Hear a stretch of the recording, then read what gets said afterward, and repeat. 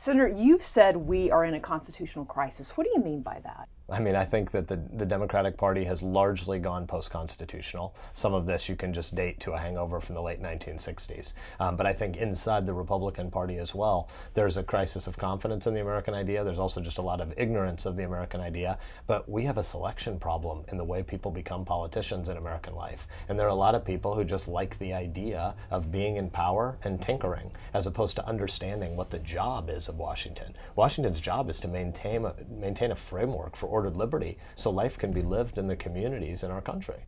I know you've been on the campaign trail with a number of the presidential candidates. You haven't endorsed anybody, but you're hearing from a lot of folks, and I'm sure you hear all the time, Washington doesn't work. It's total gridlock up there. Is that true? I do, everywhere.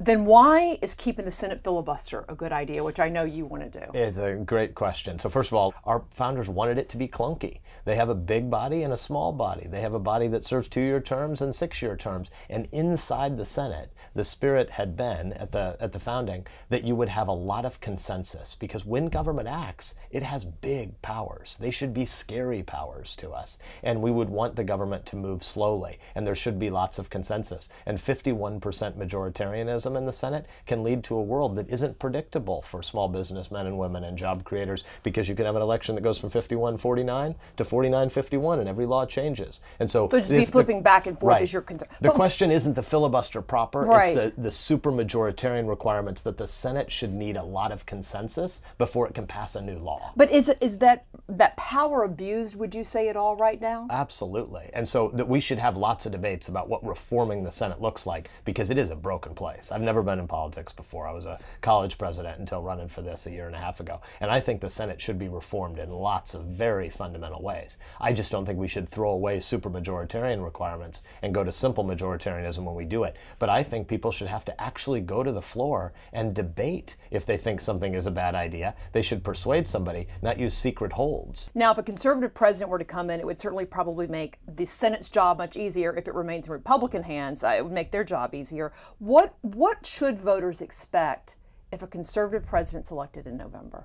So first of all, we need a Republican president who believes in executive restraint. Second of all, he or she needs to use the bully pulpit effectively to articulate what a conservative reform governing agenda looks like, because there are a lot of really broken things in this country. We don't have a national security strategy for the age of cyber or jihad, and we've got lots of bad guy enemies around the globe, and we've got metastasization of jihadi risks, and we've got new tools going to be used against us in the cyberspace. We've got entitlement budgets that are completely bogus, and we're impoverishing our kids. And we've got a human capital challenge where we need massive education reform. The vast majority of that needs to happen at the state and local level, but we need a president who can articulate and speak to the economic anxieties people feel in a world where jobs are being disintermediated at the most rapid pace in human history. So you'd like to see a lot to do, and you would say you'd want to see a lot of it done.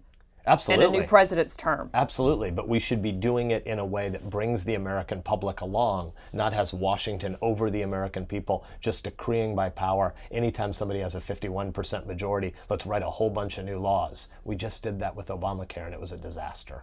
Final question for you. You're fairly new to town. This is your first time as senator, first time in elected office here. What's been most surprising to you? The dysfunction of Washington is as bad as you would think, but for quite different reasons. This city is much more just inertia of motion drifting. There's not a lot of vision for what needs to be fixed here. And the public sense that Washington doesn't have their priorities first in mind is sadly true. The main long-term priority of many people who serve in the U.S. Congress is just their own incumbency. And this shouldn't be a job. This should be a calling to serve for a time, to try to pass along an American tradition to the next generation, and then go back to the real world. I don't know why anyone would want to think Washington's the center of the world. It's not nearly as interesting as Fremont, Nebraska. Senator, thank you for your service. Thank you for having me. Appreciate it.